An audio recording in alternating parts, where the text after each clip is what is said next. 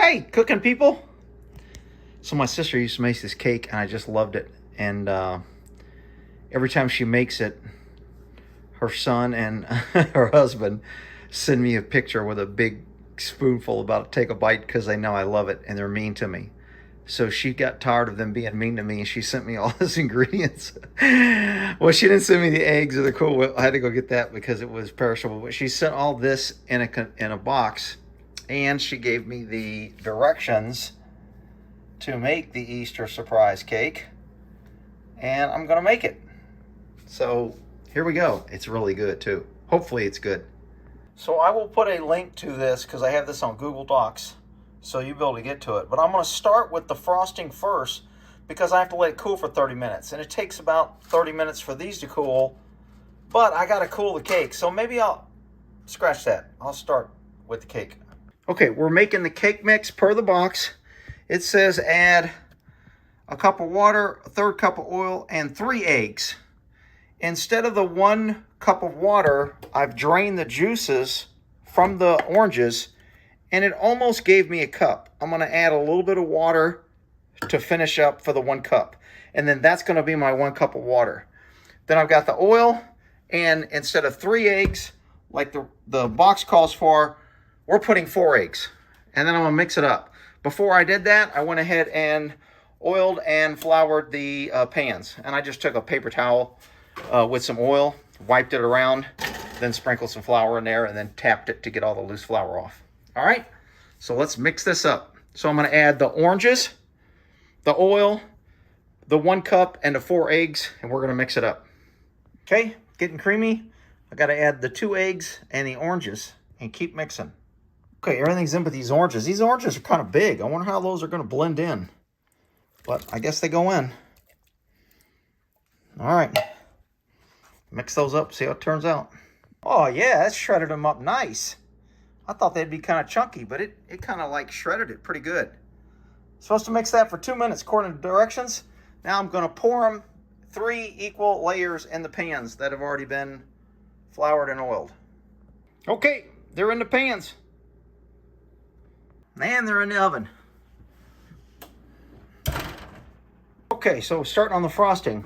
So you get a 20-ounce can of pineapple with the juice and either 2 small little French vanilla pudding or 1 large.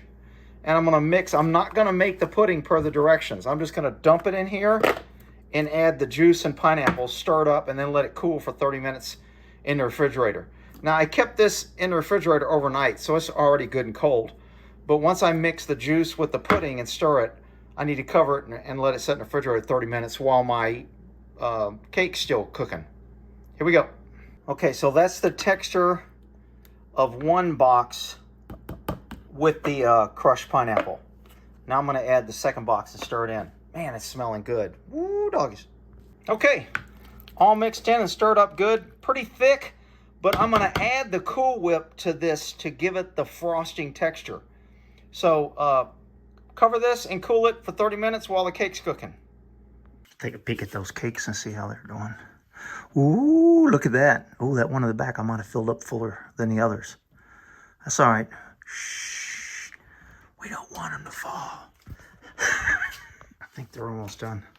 Alexa, how much time on my timer? You have 2 minutes left on your 30-minute timer. 2 minutes on my 30-minute. I started a minute or so late. I think they're pretty much done. I don't know if I do the toothpick thing or not. Okay, so they're out and they're cooling. 15 minutes, and then I got to put them in the refrigerator so they get good and cold before I ice them. Okay, so this is the pineapple and pudding mix, and now I'm going to add in the Cool Whip. And we're going to make our frosting. So I'm going to put all 8 ounces of Cool Whip in here, and then a little bit more from a second one.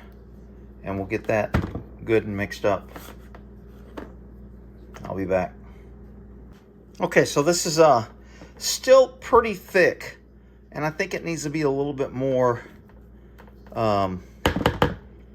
That's why I think you have to mix in a little bit from the other one. So I'm going to put a few. Remember, this is an 8-ounce thing of Cool Whip.